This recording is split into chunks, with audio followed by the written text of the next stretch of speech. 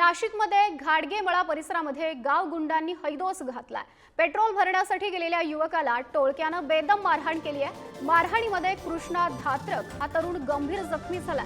टवाळखोरांचा हैदोस वाढलेला आहे नाशिकमध्ये आणि पोलिसांची मात्र बघ्याची भूमिका पाहायला मिळते। टवाळखोरांकडून कडक कारवाई करण्याची मागणी आता स्थानिकांनी केली आहे।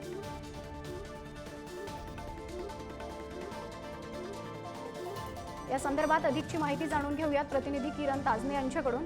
किरण, नाशिकमध्ये हा सगळा प्रकार पाहायला मिळतोय, सध्या काय परिस्थिती आहे? अगदी खरं माधुरी, गेल्या अनेक दिवसांपासून नाशिकमध्ये खून, मारामाऱ्या आणि त्यासोबतच प्राणघातक हल्ले अशा स्वरूपाच्या घटना वारंवार घडत आहेत।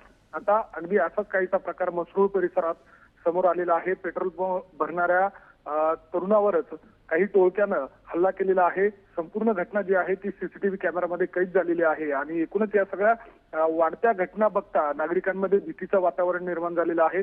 पोलीस मात्र या सगळ्या दरम्यान बघ्याची भूमिका घेतात अशा स्वरूपाचा आरोप देखील अनेक नागरिकांकडून केला जातोय। त्यामुळे या सगळ्या पार्श्वभूमीवर मसरूळ पोलीस ठाण्यामध्ये आता गुन्हा दाखल झालेला आहे। पोलिसांकडून अधिकचा तपास केला जातोय।